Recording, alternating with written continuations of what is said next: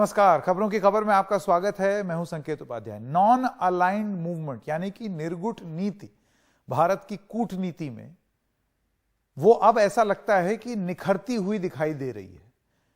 भारत की हमेशा से फॉरेन पॉलिसी ये रही है कि हम किसी एक के होके ना चलें, किसी एक की तरफ ना झुक जाएं। हम अपने हित को आगे रखें और अपने हित को आगे रखते हुए अगर किसी देश के साथ समझौता करके वो हित आगे सधाया जा सकता है तो वो कीजिए। किसी और किसी के प्रति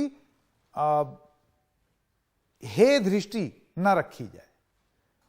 अब ऐसा लगता है कि ये जो निर्गुट नीति है ये निखरती चली जा रही है। पुरानी नीति है, लेकिन अभी जो हाल फिलहाल जो अगर आप देखें अंतर्राष्ट्रीय स्तर पर जो प्रकरण हुए हैं उसमें भारत की जो पोजीशन रही है उसमें कई ऐसे देश हैं उनका ये कहना है भारत स्टैंड लो, पोजीशन क्यों ले रहे हो, ये ढुलमुल रवैया मत कि थोड़ा सा इधर भी थोड़ा सा उधर भी। लेकिन अगर आप गौर से देखें तो हमारी जो निर्गुट नीति है जिसका पालन अभी हाल फिलहाल इस साल में बहुत ज्यादा किया गया है, जिसका जिक्र अभी हम करेंगे, वो निखरती हुई दिखाई दे रही है। हर तरफ से भारत को लाभ पहुंचाती हुई दिखाई दे रही है। इसी वजह से इस शब्द का हमने प्रयोग किया है, निखरती निर्गुट नीति। क्यों कह रहे हैं आइए वो बताते हैं। रूस को भारत ने सलाह भी दी और रूस के हम साथ भी हैं जंग को लेकर के। प्रधानमंत्री ने रूस के राष्ट्रपति से यह कहा था कि यह युद्ध का समय नहीं है। याद कीजिए समरकंद में जो कॉन्फ्रेंस हुई थी उसमें प्रधानमंत्री ने यह सलाह दे डाली व्लादिमीर पुतिन को उनके सामने। रूस को बातचीत पर लौटने की सलाह दी भारत ने, और यह तब जब रूस यह कहता फिर रहा था कि भारत को पोजीशन लेनी पड़ेगी, अब यह बहुत टाइम तक नहीं चलेगा। इस तरीके की पोजीशन मतलब फैसला लेने की घड़ी आ गई थी कि अब आप फैसला लीजिए, हमारे साथ एब्सटेन करने से कुछ नहीं होगा कि आप यूनाइटेड नेशन संयुक्त राष्ट्र में जाके आप ना इधर के होते हैं ना उधर के, ये नहीं चलेगा। ऐसी धमकी आ गई थी रूस से। उसके बावजूद रूस को बातचीत पर लौटने की सलाह दी गई। युद्ध का समय नहीं है ऐसी बात बोली गई। रूस की यात्रा पर विदेश मंत्री एस जयशंकर अभी हैं। रूस के विदेश मंत्री सर्गेई लैवरोव से वो मिले हैं। इस साल दोनों देशों के विदेश मंत्री 5वीं बार मिले हैं। सर्गेई लैवरोव हिंदुस्तान भी आए थे पहले। एस जयशंकर कहते हैं हमने उन क्षेत्रों पर चर्चा की जहां दोनों देशों के स्वाभाविक हित हैं। रूस के साथ हमारे महत्वपूर्ण संबंध हैं।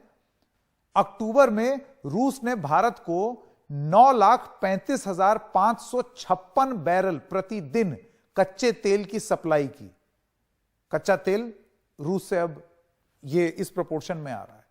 पिछले साल भारत के आयात किए सभी तेल में रूस का हिस्सा सिर्फ 0.2% था, 0.2%। यह बढ़कर कुल कच्चे तेल के आयात का लगभग 22% अब हो गया है। इराक के 20.5%, सऊदी अरब के 16% से ज्यादा आयात रूस से हो रहा है। यह ब्रेकअप है। तो एक तरफ रूस की वो धमकी कि फैसला लो, दूसरी तरफ रूस के साथ बिजनेस की बात कर दी। इससे रूस का रवैया आपने देख लिया है क्या है। अब यहीं भारत अमेरिका के साथ साथ भी चल रहा है। अमेरिका से भी धमकियां आने लगी। ये जो बाइडेन प्रशासन है वहां पर आप देखिए एक के बाद एक आने लगा कि भारत को तय करना है कि उसके दोस्त कौन हैं। ब्लड ऑयल में नहीं इन्वेस्ट करना चाहिए।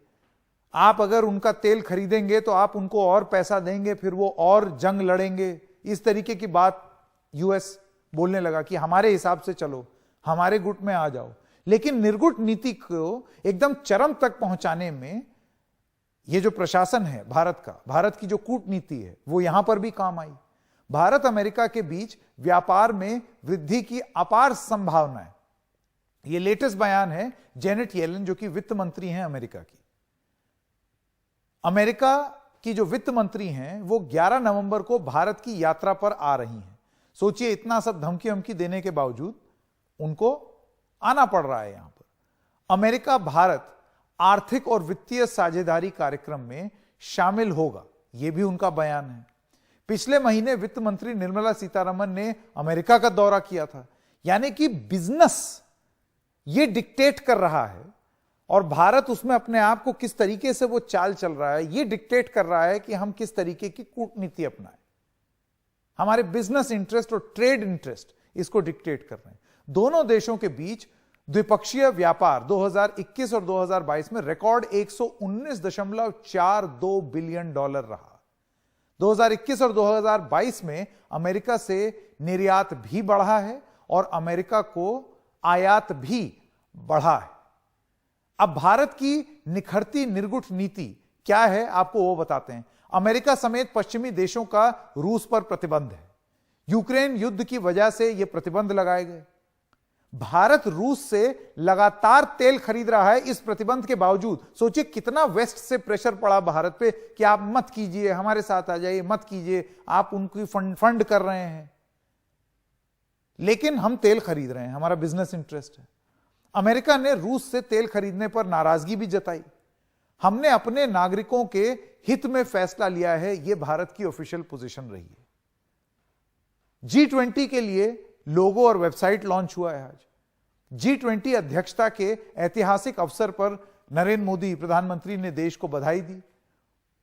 G20 ऐसे देशों का समूह है जिनका आर्थिक सामर्थ्य विश्व के 85% GDP का प्रतिनिधित्व करता है। यह भारत का पक्ष है।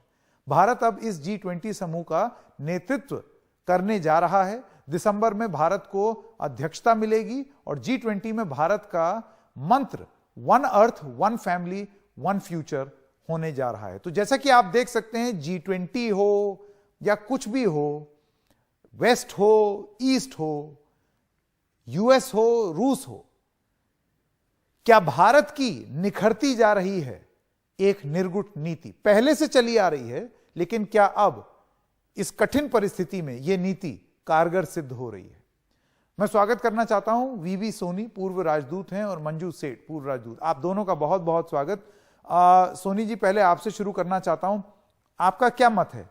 देखिए, अंतर्राष्ट्रीय स्तर पर यह एक बहुत बड़ी चुनौती थी कि जब विश्व के अलग अलग जो देश हैं, वो इतना, दुनिया के देश बटे हुए थे, गुटों में बटे हुए थे कि थोड़े इधर चले जाएं, थोड़े उधर चले जाएं। ऐसे वक्त में भी अपनी निर्गुट नीति को बचाए रखना और उसको और प्रखर और प्रबल रूप से प्रस्तुत करना, आपको लगता है ये हमारी एक बहुत बड़ी उपलब्धि है भारत की? देखिए, सबसे पहले मैं ये कहना चाहूंगा कि इस वक्त जो भारत का स्तर है और डिप्लोमेसी, ये सबसे बेस्ट जगह पे आ गई है। किसी जमाने में हमको कहा जाता था कि अब नॉन अलाइनमेंट स्पेंड फोर्स हो गई है, आप क्यों उसके पीछे भाग रहे हो।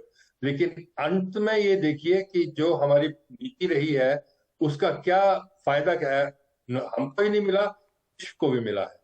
सबसे सिग्निफिकेंट बात यह है कि आपने निर्गुट ग्रुप के बारे में जो बात की, वो शुरुआत हुई थी, आपको याद होगा 50s में बांडुप सम्मेलन हुआ था इंडोनेशिया में। और सिग्निफिकेंट ये चीज है कि आज कल जो बाली में समिट हो रहा है, उसके बाद हिंदुस्तान वहां से चेयरमैनशिप ले लेगा। क्यों लिया गया है? क्योंकि हिंदुस्तान की जो स्टेटस है, उसका मॉरल स्ट्रेचर है, वो बहुत बड़ा हुआ है। इस वक्त अंतरराष्ट्रीय देशों में कुछ तनाव जो लगा हुआ है, खासकर रशिया के बारे में जो उन्होंने यूक्रेन में किया है, अभी कोई उनको कोई रास्ता सामने दिखाई नहीं दे रहा है, क्योंकि दोनों गुट जो है वो बातचीत करने में तैयार ही नहीं है, वो कंडीशनैलिटीज लगा रहे हैं। उसके अलावा और प्रॉब्लम्स हो रही हैं। इस मौके पर भारत ही एक ऐसा देश है जिसकी की मॉरल रिकग्निशन सब जगह है, क्योंकि जो भी डिसीजन ये लेता है, जो भी चीज जो लॉन्च करता है, उसके ऊपर इनका पर्सनल इंटरेस्ट नहीं होता, बल्कि बैलेंस्ड अप्रोच होती है, जो कि सबके लिए ठीक है। तो मेरे विचार में अभी जो भारत ने लिया है, उसके लिए बहुत एक्सपेक्टेशंस भी बहुत ज्यादा है, क्योंकि ये जो आपके सामने जो सब सिचुएशन है, उसको कैसे निभाना है, उनको कैसे आगे निकालना है, तो ओनली हिंदुस्तान का ही एक ऐसा है जाके वो कर सकता है। तो वो जो हमने नीति जो हमने 50-60 में ली थी, अब वो उसकी ही हमको सारा चीज मिल रही है। तो मेरे ख्याल में ये ऐसा अपॉर्चुनिटीज है, इंडिया इस वक्त लीडरशिप देगी, न्यू आइडियाज लेके आएगी, इनोवेटिव सॉल्यूशंस लाएगी, तभी कुछ चीज आगे बढ़ पाएंगे। जो स्टेलमेट को खत्म करना ये हिंदुस्तान के हाथ में है, बिल्कुल क्योंकि अभी अपनी नई नई पॉलिसी लेकर जो आएंगी, न्यू आइडियाज आएंगे, न्यू विचार आएंगे, वो अब अपने टेबल के ऊपर प्लेस करेंगे और बिल्कुल उससे फिर आगे प्रोग्रेस हो सकती है। तो मेरे विचार में ये बहुत ही अच्छा मौका है और हमें लीडरशिप दिखाने का और सबको अपना तरीका बताने की। लड़ाई झगड़े से कुछ नहीं होता, हम आपस में मिलजुल के बात करनी है। ये जो बिल्कुल दूसरी, बोलिए। बिल्कुल बिल्कुल। मंजू जी, मैं आपके पास आना चाहता हूं। देखिए, एक चीज जो अक्सर कही गई, जो निर्गुणता, नॉन अलाइनमेंट की आलोचना भी करते थे, और अगर हम घर की भी बात करें, यहां भारत की बात करें, यहां पर भी बहुत सारे ऐसे लोग थे जिनका यह मानना था कि ये क्या पॉलिसी है, इससे क्या हासिल होगा। जैसे अभी सोनी जी बता रहे थे, विदेशों में तो ये बात हो ही रही थी, अमेरिका को हमेशा दिक्कत, क्योंकि जो चीज उनके हिसाब से ना हो उसमें उनको दिक्कत है। ऐसे ही और मुल्क भी थे जिनको लगता था कि हमारे साथ हो जाइए। लेकिन अब आपको लगता है कि भारत निर्गुणता के साथ साथ मल्टी अलाइनमेंट की तरफ भी जा रहा है, नॉन अलाइनमेंट से मल्टी अलाइनमेंट, कि ये मत सोचो कि अगर हम किसी के साथ नहीं हैं तो हम किसी के हित की बात नहीं कर रहे, लेकिन हम सबसे उतनी बात करेंगे जो हमारे हित में होगा। बिल्कुल बिल्कुल सही कहा आपने संकेत जी, कि ये हमारी जो पॉलिसी इवॉल्व हो रही है, जो निर्गुणता की थी पॉलिसी, ये अब पहले थोड़ी पैसिव थी और थोड़े हम लोग हेजिटेंट थे, क्योंकि हम अपने जो हमारा सेंस ऑफ सेल्फ जिसे कहते हैं वो इतना प्रखर नहीं था। लेकिन अब आप देखेंगे इंडिया का सेंस ऑफ सेल्फ भी सेल्फ अश्योर्ड हो गया इंडिया।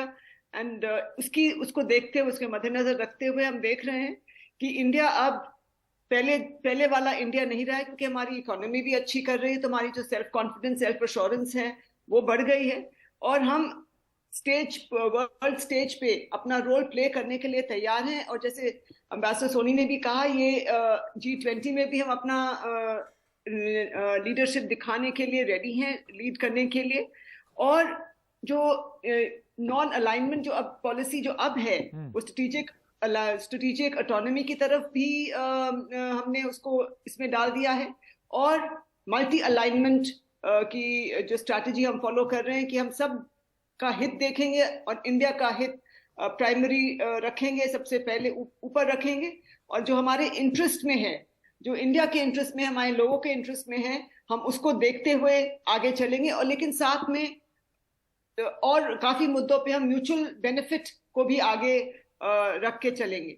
तो ये हमारा जो पॉलिसी इवॉल्व हुआ है, जो पहले थोड़ा सा रेटिसेंट थे हम लोग, थोड़ा सा इतना वोकली बात नहीं करते थे, हम वो चेंज देख रहे हैं। आप देख रहे हैं हमारे मिनिस्टर और हमारे external affairs minister doctor Jaishankar की जो स्टेटमेंट्स आए हैं, वो कहते हैं इंडिया के हित में है तो हम जरूर करेंगे। इतना प्रेशर पड़ा इंडिया पे, और तब भी हम अपना ग्राउंड पे खड़े रहे और माने नहीं। इनकी प्रेशर हमने गिवन नहीं किया है, प्रेशर, वेस्टर्न प्रेशर को ना, रूस के प्रेशर को, कि आपके साथ, आप कह रहे हैं हमारे साथ खड़े हो जाइए। और अब आप देख रहे हैं आज की जो स्टेटमेंट्स, कल परसों जो स्टेटमेंट्स आए हैं, वो कह रहे हैं इंडिया के प्राइम मिनिस्टर बहुत ही पेट्रियट हैं, बहुत ही अपने देश के लिए कर रहे हैं, और साथ में वो भी कहा है कि इंडिया एक पावर बनने वाला है आगे चल के। तो मैं इससे संबंधित सवाल एम्बेसडर सोनी आपसे ये पूछना चाहता हूं कि देखिए, ये इसमें कितना मामला बिजनेस सेंस बनाता है। आप इन लोगों को, ये जो पावर कॉरिडोर्स हैं, पावर सेंटर्स हैं, ये सब चाहते हैं आप हमारे साथ अलाइन हो जाइए, लेकिन अगर आप ट्रेड सेंस बनाएंगे या कुछ आप ऐसी चीज करेंगे, जैसे रूस के साथ अभी हमने जो तेल की बात हो गई, या और जो हमारे टाइज होंगे, हमारा कितना डिफेंस का इक्विपमेंट वहां से आता है, यहीं आप अगर हमारा ट्रेड देखें यूएस के साथ, ये अपने आप में एक ऐसी चीज है जिसकी वजह से अब तक जो दबाव बनाया जाता था उनकी तरफ से, अब दबाव उल्टा हो गया है कि धंधा करना है तो फिर बात सुननी पड़ेगी, हमारे हिसाब से सुननी पड़ेगी। देखिए, ऐसा है कि रियल पॉलिटिक्स में तो ये होगा ही, क्योंकि कोई भी चीज स्टैटिक नहीं रहती है, हर चीज इवॉल्विंग होनी चाहिए, जैसे सिचुएशन डिमांड करे वही हो। ऐसा ही हो रहा है यहाँ पर। देखिए, वहां पर रशिया में जो प्रॉब्लम शुरू हो गई है, अब देखिए ठंड शुरू होने वाली है, हो गई है नवंबर दिसंबर में, खासकर यूरोप के अंदर और इवन यूक्रेन के अंदर। उनको एनर्जी सप्लाईज चाहिए, और एनर्जी सप्लाईज उन्होंने बैन लगाया हुआ है। हालांकि जर्मनी उससे सहमत नहीं है, फ्रांस भी सहमत नहीं है। तो ये जो चीजें हैं वो मद्देनजर रखते हुए आज हमारी पॉलिसी जो है वो बहुत ही ठीक रही है, क्योंकि पॉलिटिक्स अपनी तरफ हो लेकिन बिजनेस भी ठीक चलते रहना चाहिए, हमारा जो स्ट्रेटेजिक इंटरेस्ट है वो भी होते रहना चाहिए, और वो हम कर रहे हैं। और हमने जो स्टैंड दिया है वो बैलेंस स्टैंड दिया है। कोई भी हमें ये नहीं कह सकता कि भाई आपने वन साइडेड क्यों लिया है। रशिया को हमने, हमारे फ्रेंडली रिलेशन है, हमारे पास उनसे कच्चा तेल भी आ रहा है, लेकिन उनको भी हमने समझाया है। मोदी जी ने, जैसे आपको मालूम ही है, समरकंद के अंदर जो मीटिंग हुई किस प्रकार से उनको सीधा बताया कि भाई ऐसे नहीं होता है, आज ये जमाना लड़ाई का जमाना नहीं है, और आपको बातचीत करके ही आपको आगे बढ़ना है। बिल्कुल। तो बिजनेस तो चलेगा ही, लेकिन साथ साथ रियल पॉलिटिक्स होनी चाहिए, और ये जो अपने स्कोरिंग पॉइंट जो है वो हमको हटाना चाहिए। बिल्कुल। आप दोनों का बहुत बहुत धन्यवाद हमारे साथ जुड़ने के लिए। बिजनेस सेंस भी बन रहा है, हम कूटनीति को, हमारी जो निर्गुट नीति है उसको आगे भी ले जा रहे हैं, उसको निखारते चले जा रहे हैं, पीक पर लेके गए, और वो भी तब जब चुनौती सबसे ज्यादा थी। पिछले साल एक युद्ध हुआ और उसमें भारत ने ये पोजीशन ली, और क्योंकि ये पोजीशन ली, जो धमकियां दी जा रही थी उसमें ये पोजीशन लेकर के आपने अपने आप को प्रबल और मजबूत दिखाया। ऐसे में क्या हमारी कूटनीति का बल और मान दोनों और बढ़ता है, ये एक बड़ा सवाल है। ऐसा माना जा रहा है, जो कि शायद सही भी है, कि बिल्कुल बढ़ा है। निखरती निर्गुट नीति। एक छोटे से ब्रेक के लिए रुक रहे हैं, अभी जब वापस आएंगे तो आपको सुनाएंगे कि एस जयशंकर ने रूस में क्या कहा।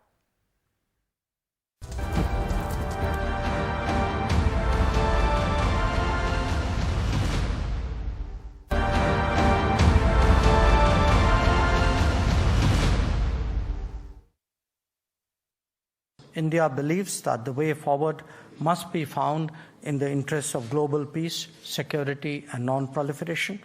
India today has a wide range of interests and a growing footprint.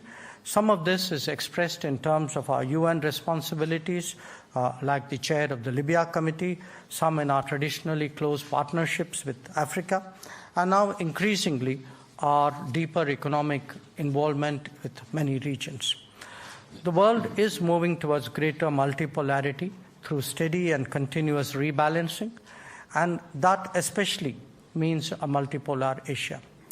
As prominent nations who have a positive history of working together, this will naturally influence the conversations between Russia and India. Our two countries are members of the G20, the BRICS, and the Shanghai Cooperation Organization, amongst others. How we work together in these formats is also on our agenda. You all know that India has assumed the chair of the SCO and will take over the presidency of the G20 in December.